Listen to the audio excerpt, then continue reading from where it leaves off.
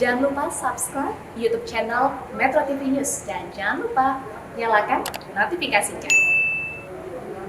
Bagaimanakah Kementerian Kesehatan menyikapi tudingan pemerintah Amerika Serikat tersebut? Sejauh mana efektivitas aplikasi Peduli Lindungi dalam mengurangi kasus COVID-19 di Indonesia? Telah bergabung juru bicara Kementerian Kesehatan, Siti Nadia Tarmizi. Selamat malam, Bu Nadia. Selamat malam, Mbak Sylvia. Oke, Ibu, bagaimana Kemenkes menjawab tudingan Amerika Serikat soal aplikasi Peduli Lindungi yang melanggar HAM? Ya, jadi kami tegaskan sekali lagi ya, kalau kita membaca secara seksama laporan tahun 2021 yaitu Country Reports on Human Rights Practices yang dikeluarkan. Kita kalau melihat bahwa di dalam laporan tersebut tidak ada tuduhan tentang penggunaan aplikasi ini melanggar HAM ataupun juga terkait dengan penggunaan data. Memang di sana dituliskan salah satunya ada concern daripada LSM terkait data yang dikumpulkan oleh pemerintah. Nah, tapi tentunya hal ini sudah kita jadi suatu prioritas ya. Artinya data pengguna aplikasi Peduli Lindungi ini merupakan prioritas utama dari pemerintah terkait keamanannya. Oke, kalau ini hanya sebuah concern, apakah pemerintah Indonesia merasa perlu untuk mengirimkan surat atau bahkan pernyataan resmi ke Departemen Luar Negeri Amerika Serikat? Ya, artinya kalau kita merujuk kepada laporan tersebut, Peduli Lindungi tidak dikatakan sebagai suatu aplikasi yang melanggar HAM. Ini yang artinya harus kita ketahui bersama.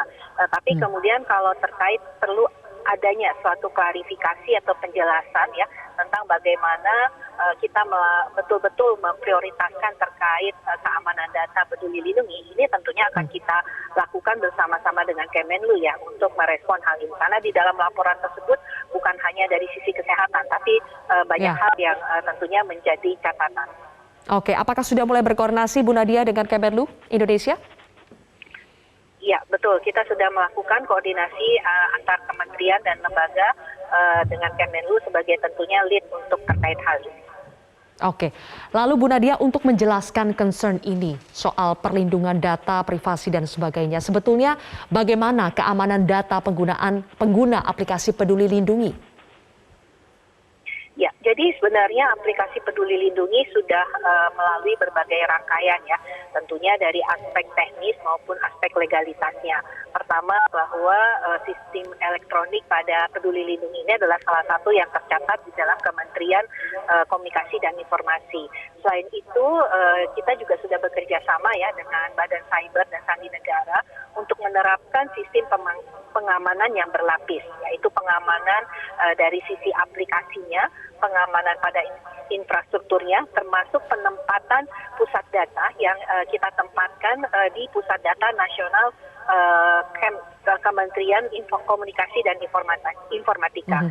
Dan juga ada pengamanan data yang kita sebut sebagai terenkripsi. Nah, mungkin Mbak Zilzia yang perlu kita jelaskan mengenai privacy ya. Kita juga harus mengetahui bahwa seluruh fitur Peduli Lindungi ini sebenarnya sudah melalui suatu kerangka kerja yang disebut sebagai data ownership dan stewardship. Artinya setiap pengguna itu akan dimintai persetujuannya terhadap tindakan-tindakan yang dilakukan di dalam aplikasi Peduli Lindungi. Dan ini tentunya menjadi lapisan-lapisan ya dalam setiap transaksi pertukaran data yang kita lakukan di aplikasi Peduli Lindungi tersebut. Misalnya kalau kita menggunakan fitur check-in ya di area publik, itu kan kita pasti akan ditanyakan apakah kita akan melakukan scan QR code. Kemudian kalau kita menggunakan akses Peduli Lindungi pada perangkat lain, itu juga akan ada pertanyaan apakah betul kita menggunakan akses tersebut. Termasuk penggunaan Bluetooth untuk geolokasi, itu juga akan ditanyakan apakah kita juga akan menggunakan perangkat tersebut. Nah, yang paling penting adalah penghapusan histori penggunaan. Jadi di sini bahwa data itu tidak akan tersimpan selamanya dan pengguna bisa menghapus sendiri histori dari penggunaannya. Jadi artinya semua penggunaan fitur-fitur tadi telah diketahui dan juga melalui persetujuan daripada pengguna. Oke, Bu Nadia, sebelumnya kan pernah ada isu soal kebocoran data pada e-hack. Nah, sekarang bagaimana dari Kementerian Kesehatan maupun Kominfo mengantisipasi supaya tidak ada lagi isu kebocoran ini?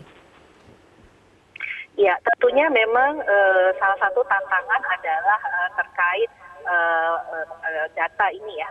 Kita tahu bahwa e-hack yang lama itu sudah tidak digunakan lagi dan sudah kita integrasikan di dalam satu platform aplikasi Peduli Lindungi dan juga sudah bergabung di dalam Badan Perlindungan Cyber tadi yang kita koordinasikan dengan Kominfo dan juga BSN tadi, sehingga tentunya pengamanan berlapis itu sudah kita lakukan untuk memastikan tidak lagi ada data yang bisa bocor dari data yang sudah kemudian kita kumpulkan sampai dengan saat ini.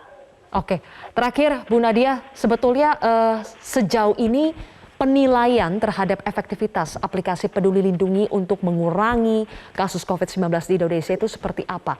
Dan apakah ke depannya aplikasi ini akan terus dipertahankan meskipun nanti statusnya sudah berubah menjadi endemi?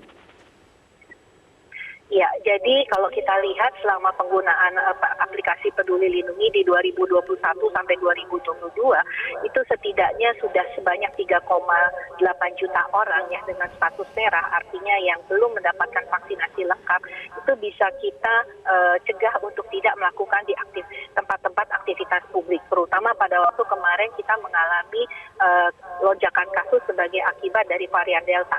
Karena orang yang belum lengkap vaksinasinya sangat berisiko untuk tertular ataupun juga menularkan kepada orang lain.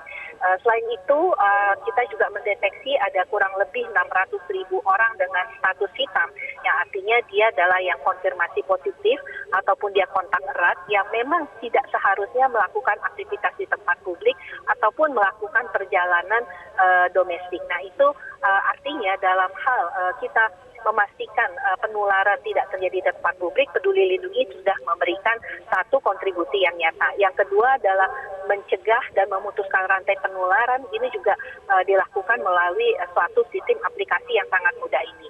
Hal-hal lain yang juga memudahkan kalau kita lihat dari sisi tracing dan akses untuk telemedicine. Oke, baik. Terima kasih Ibu Nadia sudah berbagi informasi bersama kami di Prime Time News hari ini.